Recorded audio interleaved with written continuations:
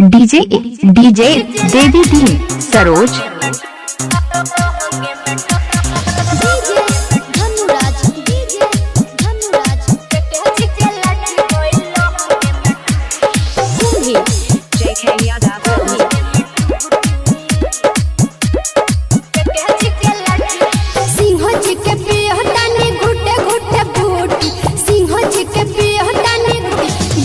जी के खूटी गोइल हंगे में टूटी, यादव जी के खूटी गोइल हंगे में टूटी, जगह जी के खूटी गोइल ढोड़िए में टूटी।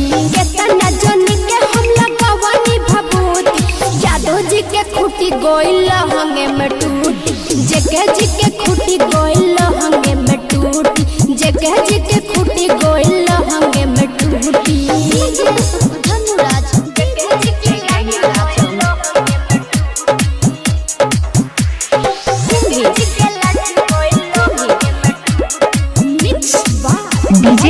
डीजे देवी दी सरोज हल्लेवारी का फोन मोबाइल नंबर 9653241571। रोज रोज प्यार हो यही से बढ़ल जाता दोनों मोर अनार हो।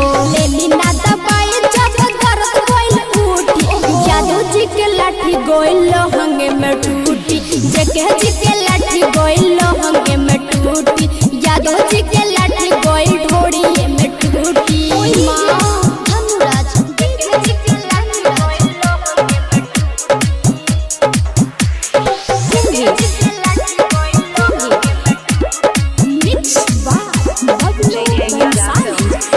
बबलू बन साली से खेले रही खेल हो, लेके रजनी से आइल रहे करुआ तेल हो।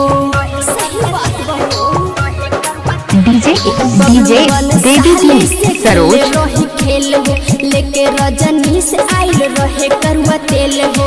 कहतारी संजो हमसे काम नहीं छूटी, यादव जी के खूटी गोइल हंगे में टूटी, जगह जी